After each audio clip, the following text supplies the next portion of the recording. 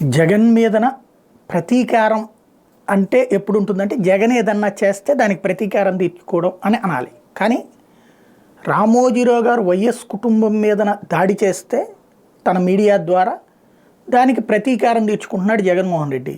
ఇప్పుడు డిఫెండ్ చేసుకునేందుకు ఎదురుదాడి చేస్తున్నారు రామోజీరావు.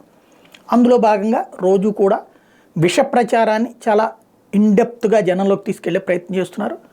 రాష్ట్రం అంతా సంకనాగిపోయిందని ఇతర రాష్ట్రాలు ఇతర దేశాల్లో ఉన్నటువంటి వాళ్ళు ఆలోచించే విధంగా వాళ్ళు ఇక్కడున్న తమ బంధువులకి రాష్ట్రం బాగాలేదండి మీరు అట్టంటి వాడిని ఎందుకు ఎన్నుకుంటారు అంటూ ఇక్కడ పబ్లిక్లో ఒక ఫీలింగ్ క్రియేట్ చేసేటటువంటి రూట్లో సాగుతున్నటువంటి వ్యవహారం. ఇవాళ తాజాగా ఈరోజు విషగుళిక వారం వారం రుణ పురాణం అంటూ 1100 కోట్ల రూపాయలు అప్పు తీసుకోబోతున్నారు రేపు మళ్ళీ రిజర్వ్ బ్యాంక్ దగ్గర అన్నటువంటిది.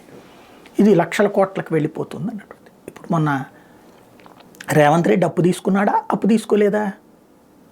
మరి మిగులు బడ్జెట్ ఉన్నటువంటి రాష్ట్రమే అప్పెట్ట తీసుకుంటోంది.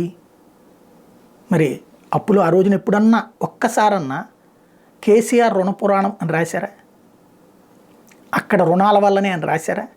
కాంగ్రెస్ పార్టీ ఆ రుణాల గురించినే జనంలోకి వెళ్ళింది. కానీ తను ఏం చేస్తుంది? రుణమే కదా బేసిక్గా. అప్పులు జిఎస్డిపిలో అంటే మనకి జీడిపి అనేది కేంద్రానికి సంబంధించిన ఆర్థిక లెక్కల అభివృద్ధికి సంబంధించి ఉంటుంది. జిఎస్డిపి అంటే రాష్ట్రానికి సంబంధించినటువంటి ఆర్థిక లెక్కలకు సంబంధించి దాని రేషియోలో 3% మించి అప్పు తీసుకోవడానికి వీల్లేదు. అంతకు మించి తీసుకోవడానికి కేంద్ర ప్రభుత్వం ఒప్పుకోరు.